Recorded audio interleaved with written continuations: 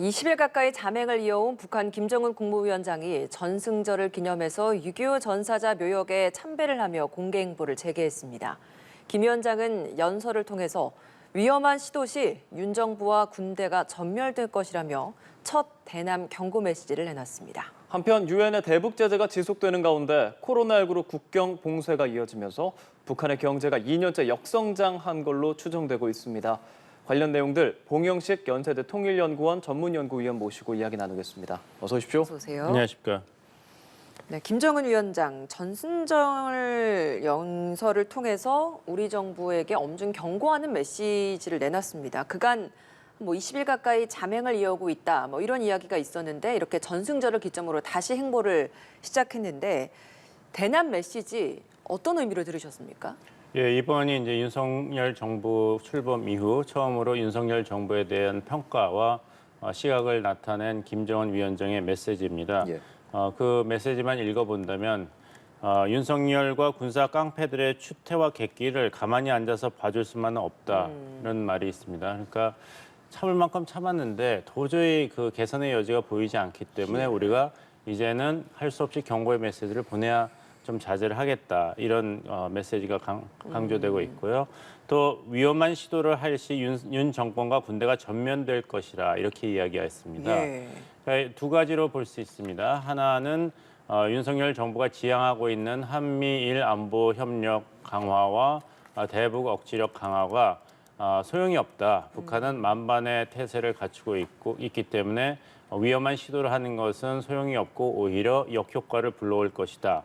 가까이 본다면 이번에 예정되어 있는 한미 연합 기동 훈련에 대한 입장 표명이라도 볼 수 있습니다. 네. 제2의 6.25 전쟁을 일어날 수도 있다 이런 걸 강조했는데요.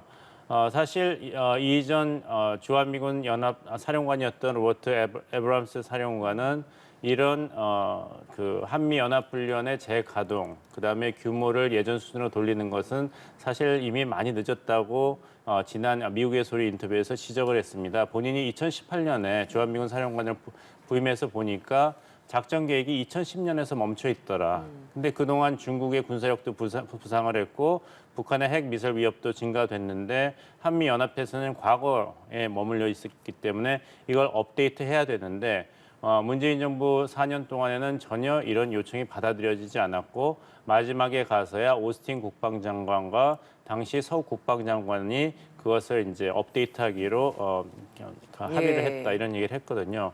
그러니까 이런 것을 윤석열 정부가 받아들여서 이 우리 한미 연합 방어 태세를 북한에 현존하는 위협, 군사 능력에 맞춰서 개발을 해야 된다. 즉 5세대 전투기도 시험을 해보고 한반도 전역에서의 미국의 전략 폭격기라든지 항공모함 이런 연합 훈련을 해야 된다. 그래서 이번에는 아마 여단급에서 기동 훈련이 실시간으로 진행될 것 같습니다. 이것은 이제 한국 정부로서도 전작권 전환을 위해서는 필수적인 조치인데 북한 입장에서는 이것이 엄중한 이제 군사적 압박으로 받아들이기 때문에 여기에 대한 경고, 아무리 광분을 하더라도 우리의 그런 방어 능력, 군사 능력을 맞설 수는 없다. 그리고 중요한 것은 20일 만에 이제 김정은 위원장이 나와서 연설을 했는데 그 전에 무엇을 했냐면은 7월 초에 며칠 동안에 그 간부 회의를 했습니다. 간부 회의를 했는데 소위 이제 정신 교육을 한 것이죠. 그러니까 뭐냐면은 이런 한미 동맹 강화에 대해서 반응하는 것도 굉장히 중요하지만 김정은 정권이 지금 굉장히 고심하고 있는 것은 흔들리는 민심입니다. 그래서 내부 결속과 정권에 대한 그 인민의 충성심을 고취하는 것이 무엇보다도 중요한 것이죠. 네. 그래서 이번에 이제 노병 대회 개최라든지 또 이제 반미 그 군중 집회를 4년 만에 다시 개최한 것도 이런 대적 의식을 고취함으로써 우리의 적은 내부에 있는 것이 아니라 외부에 있다. 당의 영도력 아래서 똘똘 뭉쳐야 된다. 흔들려서는 안 된다. 이런 것을 강조하고 있는 것이죠. 예. 오늘 아침까지만 해도 여기 참석하지 않았다 김 위원장이 이렇게 알려졌었는데 뒤늦게 이렇게 알려진 이유가 있나요? 원래는 이제 노병 대회에 참석해서 이번이 8차 대회인데 지난 7차례 노병대 중에서 3차례 참석을 해서 연설을 했습니다. 그래서 거기서 김정은 위원장이 윤석열 정부에 대한 최초의 메시지가 나오지 않을까 예상을 했는데 노병대에 참가하는 대신에 이번에 이 다른 그 행사에서 전승절 열설을 통해 가지고 윤석열 정부에 대한 이제 메시지를 던진 것이죠. 그렇군요. 이제 저희가 올해 초부터 상반기에는 정말 북한의 도발 소식을 많이 전해드렸는데 하반기가 되고는 조금 뜸한 감도 있습니다. 특히나 7차 핵실험에 관련해서 저희도 계속 주목을 하고 있었는데 그게 조금 미뤄진 건지 혹은 북한에서 어느 정도는 아예 나중으로 생각하고 있는 건지도 궁금하거든요. 어떻게 보고 계십니까? 뭐 그거는 이제 연합뉴스 TV가 김정은 위원장과 직접 인터뷰를 해서 질문을 하셔야지 제일 정확할 것 같은데요. 7차 핵실험을 사실 그 북한 군부와 정권이 가장 시급하게 해야 될 국방력 현대화 과제는 아닙니다. 지난 2017년 9월에 6차 핵실험을 했는데 그 규모가 어마어마했습니다. 그쵸. 처음에는 5킬로톤 정도의 규모라고 했는데 나중에는 그 핵 물리학자들의 재평가에 따르면 15킬로톤 플러스 알파라고 했거든요. 그러니까 핵탄두의 폭발력만 놓고 본다면 이미 북한은 더 이상 핵실험을 할 이유가 그렇게 엄중한 이유는 없습니다. 소량화, 개량화, 경량화 작업을 위한 핵실험은 필요하지만 더 중요한 것은 미사일이죠. 그러니까 SLBM 잠수함에서 고체 연료를 사용한 장거리 미사일로 이미 개발한 그런 엄청난 폭발력을 가진 핵탄두를 싣고 미국을 타격하는 게 더 중요한데 핵탄두만 많이 만들면 소용이 없거든요. 그걸 미국이라든지 일본, 한국에 그런 타겟에 명중을 시킬 수단이 없으면 소용이 없기 때문에 사실 군사적인 입장에서만 이야기한다면은 장거리 미사일 성공이 더 시급합니다. 그러니까 제7차 핵실험 준비가 다 돼 있다는 시그널을 이렇게 북한이 지난 봄부터 계속 보낸 것은 사실 정치적인 제스처였죠. 북한 입장에서도 그런 그 풍계리 핵실험장을 실시간으로 미국의 정찰 위성이 그 관찰하고 분석하고 있다는 걸 알고 있기 때문에 일부러 제7차 핵실험이 기술적으로 이제 다 준비됐다는 메시지를 던지면서 바이든 행정부와 윤석열 행정부의 그런 수순을 주목하고 있었는데 결국에는 어떤 큰 변화가 없기 때문에 7차 핵실험은 아직도 어떤 정치적 카드로서 남기고 있고 또 중국 입장에서는 만약 북한이 그렇게까지 전략적인 의미가 없는 제7차 핵실험을 하면은 한국과 미국에 대해서 빌미를 주게 됩니다. 국방력 강화라든지 한미일 안보 협력의 강화. 특히 박진 외교장관이 산불 입장은 우리가 주권 국가로서 일방적으로 정한 것이지 중국과 합의한 것이 아니라는 이야기를 해서 중국 외교부가 여기에 대해서 항의를 했습니다. 근데 만약 여기서 북한이 도발 행위를 한다면은 한국이 산불 입장에 대해서 큰 변화를 가져올 수 있는 정당성을 제공할 수 있기 때문에 북한 입장으로서도 북한이 그다지 전략적인 효과가 크지 않은 제7차 핵실험을 강행해서 중국이 피해보는 상황은 피하고 싶겠죠. 그러면 당장에는 크게 핵실험을 할 필요성을 못 느낄 것이다 이런 이야기신 거네요. 예, 그렇습니다. 이제 김정은 위원장이 푸틴 대통령과 다르다 이렇게 제가 느낀 것은 푸틴 대통령은 그렇게 외부에서 합리적인 판단을 하는 그 지도자라면은 설마 우크라이나에 대해서 전면전을 하겠냐 이런 진단을 했습니다. 저도 그랬는데 그것이 틀렸죠. 2월 24일에 우크라이나의 전면전을 실행했습니다. 근데 제7차 핵실험설이 이제까지 계속 나왔지 않습니까? 근데 바이든 행정부와 윤석열 행정부가 여러 가지 경로를 통해서 우리는 북한의 움직임을 면밀히 주시하고 있고 강력하게 대응하겠다고 발언을 한 이후에 결국에 북한은 어떻게 했습니까? 바이든 대통령이 방한을 하는 기간 그 이후에도 큰 규모의 도발을 하지 않았습니다. 제7차 핵실험도 아직 강행하지 않았고요. 그 말은 무엇이냐면 푸틴 대통령과 달리 김정은 대통령은 소위 외부의 기대라 예상을 완전히 뒤집어 엎는 도발 행동을 할 정도의 준비라든지 이런 뭐랄까요 그 전략적 그런 그 마인드는 없고 주위 상황에 따라서 7차 핵실험 카드를 만지작거리고 있다. 이 말을 뒤집는다면은 푸틴 대통령의 행동은 외부에서 제어하기에는 한계가 있지만 북한의 김정은 정권의 행동은 외부에서 어떤 긍정적인 그런 것을 주거나 아니면 부정적인 압박을 준다면은 제어할 수 있는 즉 북한이 외부의 반응에 따라서 핵 무기 개발 그리고 미사일 도발을 결정한다는 것이 이번에 드러났습니다. 그러니까 김정은 정권의 행동은 그대로 밖에서 뭐라고 하든지 어떤 압박이 가하든지 우리는 우리의 길을 간다고 이야기는 하지만 실제적으로는 외부의 반응에 민감하게 반응한다는 것이죠. 그래서 오늘 전승절 연설에서도 미국에 대해서도 미국과 어떤 군사적인 충돌도 철저히 준비가 돼 있다 이런 이야기를 하는 것도 실제 어떤 군사적 충돌에 대한 경고 차원이라기보다는 정치적인 메시지를 해석하는 게 바람직하다 이런 의견이 자기 있어요. 입장을 한 번 더 이제 강조한 것입니다. 알겠습니다. 윤석열 정부에 따라서도 예. 그 어떤 특정한 군사적 수단과 방법에 의해 선제적으로 우리 군사력의 일부를 무력화시키거나 부셔버릴 수 있다고 생각한다면 오산이다 이런 이야기를 했지만 이런 얘기를 강조했다는 것은 뒤집어 얘기한다면 이런 선제 타격에 대해서 북한이 두려워하고 있다는 반증도 됩니다. 예. 이런 상황에서 솔직히 지금 북한이 바라는 것은 한미 훈련이나 이런 한미 간의 접촉면이 더 많아지는 것을 경계하는 차원에서 이렇게 발언들이 계속 나오고 있는 거잖아요. 예, 그렇습니다. 그런데 보면 이번 이 전승절이라는 게 우리나라로 치면 정전협정 체결일 그리고 유엔군 참전의 날이지 않습니까? 예. 이런 날을 기념을 해서 우리 시간으로 어젯밤에 미국 워싱턴 DC에서 한국전 참전용사 기념공원의 추모의 벽 준공식이 개최됐습니다. 여기에서 우리 대통령 역시도 인사를 보내면서 한미 혈맹의 강고함을 나타내는 조형물이다 이런 이야기를 박민식 보훈처장이 대독한 기념사에서 전하기도 했는데 한미 관계는 점점 더 견고해지는 모습을 국제사회에도 그렇고 북한에도 보여주는 게 아닌가 이런 생각이 드는데요. 예, 그렇습니다. 이제 6.25 전쟁 때 맺어진 동맹이 이제는 진정한 한반도를 넘어서는 글로벌 동맹이 되었다는 것은 5월 21일 조 바이든 대통령과 윤석열 대통령의 한미 정상회담 공동 선언문에서도 다시 한번 강조가 되었고 예. 그것을 실행으로 옮긴 한 예가 이번 그 추모의 벽 공식 준공 행사입니다. 그리고 반가운 것은 이 추모의 벽 공식 준공이 예. 비단 윤석열 정부나 한국의 이제 보수 세력이 노력해서 된 것이 아니라 이전 문재인 정부에서 2016년 10월에 미국 상원이 추모의 벽 건설을 승인을 했습니다. 근데 문제는 예산이었는데 네. 문재인 정부가 이 예산의 대부분을 우리 정부가 지급하기로 결정했기 때문에 이루어진 일입니다.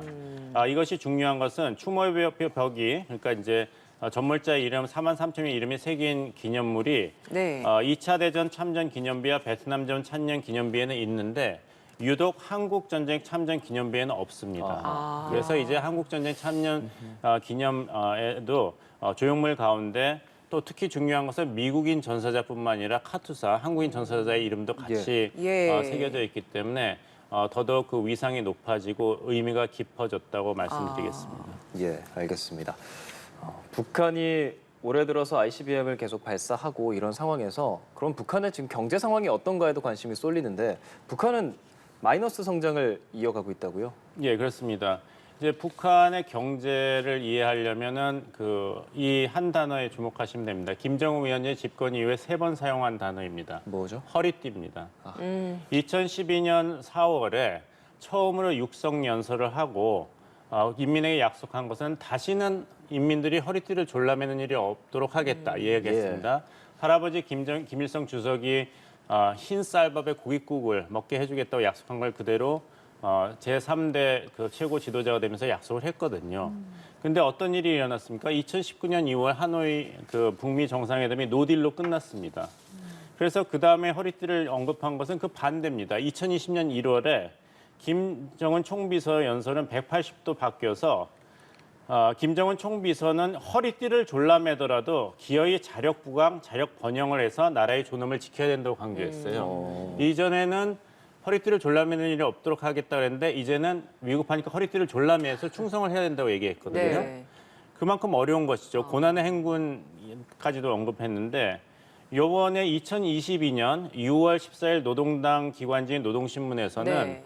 또 허리띠를 언급했는데 네. 그 당 중앙위원이 제8기 제5차 전원회의를 정리하는 자리에서 네. 김정은 위원장이 당일날 혁대와 치약 등 시중에서 판매되고 있는 생필품을 가져와서 간부들에게 보여주면서 일가를 했답니다. 품질이 도저히 사용할 수 없을 정도로 안 좋다, 네. 열악하다. 그냥 생산량만 치중하는 것은 인민들에 대한 그릇된 관점과 당 정책 집행에 대한 요령주의다 이렇게 질타를 했거든요. 네. 야, 허리띠니 못 쓰는 허리띠를 만들면 어떡하냐 이런 얘기를 했어요. 이걸 종합해 본다면은 한국은행이 이야기하듯이 북한 경제가 2년 연속 마이너스 성장을 하고 있습니다. 2020년에 마이너스 4.5%로 축소가 됐는데 이것은 23년 만에 최저치입니다. 작년에는 마이너스 0.1% 경제 하락을 했습니다. 네. 경제 그만큼 마이너스, 예, 그 예. 허리띠를 최고 지도자가 이야기할 정도로 북한 경제가 아주 안 좋다 이런 말씀드리겠습니다. 윤석열 대통령이 지난 5월 취임사에서 담대한 계획이라는 언급을 했습니다. 이 부분이 대북 정책에서 지금 현재 정부에서 좀 중요한 역할을 할 것 같은데 어떤 내용입니까? 이제 그것을 한반도 그 평화교섭본부장 김건 본부장이 미국과 협의 중에 있다고 하는데 중국 측에서는 그다지 긍정적인 반응을 하지 않았습니다. 왜냐하면 그 담대한 제의가 과연 실행 가능할 것인가에 대해서는 의문점이 많은 것이죠. 중국에서 계속 강조하는 것은 북한이 그 가장 중요하게 여기고 있는 그런 체제 보장을 확실히 확인할 수 있는 조치가 있어야 되는데 그것이 없다. 이명박 정부 때 비핵, 개혁개방 3천과 비슷하다. 왜냐하면은 이것은 첫째, 비핵화가 북한으로부터 먼저 이루어진다는 전제 조건이 너무 높고 예. 두 번째는 이 한반도 비핵화 상황을 경제적인 측면에서만 보고 있다. 하지만 북한이 핵무기에 그렇게 집착하는 것은 돈을 벌기 위한 것이 아니거든요. 핵무기, 핵무장이 없는 김정은 체제는 상상을 할 수 없는 것이죠. 만약 북한 체제가 인민의 번영과 생활 수준 향상을 위한 체제로 돌아간다면 그 백두혈통의 정통성은 이제 소용이 없게 되는 것이거든요. 예. 다른 지도자가 나와도 무방하니까요. 네. 그것은 김정은 정권으로서는 수용할 수 없는 전제 조건이기 때문에 한국 입장에서는 담대한 제안일지 몰라도 북한 정권 입장에서는 북한 인민이 아닙니다. 북한 정권 입장에서는 도저히 수용할 수 없는 제안이 될 수 있기 때문에 윤석열 정부는 담대한 제안을 하더라도 한반도 비핵화에서 가시적으로 또 실질적으로 성취할 수 있는 첫 번째 성취가 무엇인가에 더 초점을 맞춰야 될 것이고 그것은 예. 아무래도 북한에 대해서 그 경제 제재의 일부 완화의 대가로서 북한이 가지고 있는 핵시설과 물질에 대한 신고를 하게 설득하는 것이 될 것입니다. 그렇다면 비핵화에 대한 북한 정권의 진정성을 어느 정도는 파악할 수 있기 때문에 비핵화라는 큰 그림에서 본다면 상당히 의미 있는 수확이라고 말씀드리겠습니다. 비핵 개방 3천 이 연장선상에서 벗어나지 못한다는 지적도 있습니다. 이게 이명박 정부 당시에 있었던 대북 정책의 큰 틀의 방향이지 않습니까?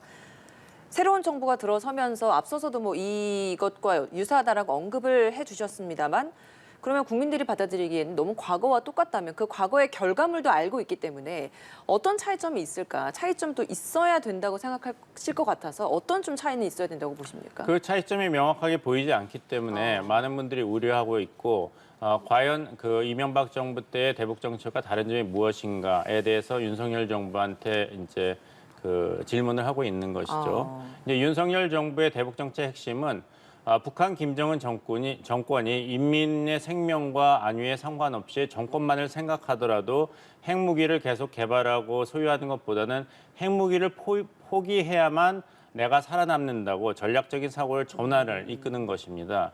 그래서 이제 미사일 방어 시스템이라든지 한국형 대량 보복 능력을 배양해서 비록 북한이 핵무기를 가지고 있지만 네. 대한민국과 미국, 일본은 핵무기를 사용하지 않고서도 충분히 북한을 제압할 수 있고 그것을 북한 정권이 깨닫는다면 더 이상 핵무기와 미사일 개발에 집착하지 않는다는 것이죠. 예. 근데 그것이 얼마나 시간이 걸릴지는 이번에 뭐 우크라이나 전쟁을 결심한 푸틴 정부의 행보를 봐도 그렇지만 예. 권위주의 정부에서는 그것이 얼마나 이렇게 논리적으로 흘러나갈지는 뭐 케이스마다 다 다르다고 볼 수 있기 때문에 예. 그 소위 말하는 엔드 게임, 그 최종 단계가 북한의 그 경제 부흥이라는 것을 얼마나 이제 김정은 정권한테 그 호소력이 있는가 여기에 대한 많은 의구심이 들 수밖에 없습니다. 예, 그 정부가 지금 추구하는 것 중에 하나가 또 인권 개선에 또 방점을 찍고 있지 않습니까? 이 부분에 대해서도 윤석열 정부에서는 좀 강조를 하고 있는 부분이고 북한 인권대사도 이번 정부에서 임명을 하고 박진 외교장관도 이제 공동 발의에 적극 참여할 계획이다 이런 입장도 밝혔는데 이 부분에 이렇게까지 뭔가 북한 인권에 주력하는 이유가 있다면 어떤 게 있을까요? 그 대한민국이 되기 위해서죠. 대한민국이 만약 인권을 무시하는 정치 체제, 정치 제도라면은 과연 남한과 북한이 통일 국가로 되었을 때 과연 얼마나 의미가 있는 그런 통일이 될까? 결국엔 대한민국이기 때문에 인권 문제에 대해서 소홀히 하지 않고 중요시 여긴다는 것이고, 이것은 이번 윤석열 정부뿐만 아니라 이전에 문재인 정부에서도 강조되었습니다. 국민 한 명 한 명의 생명과 안전을 보호하는 것이 국가의 책무다.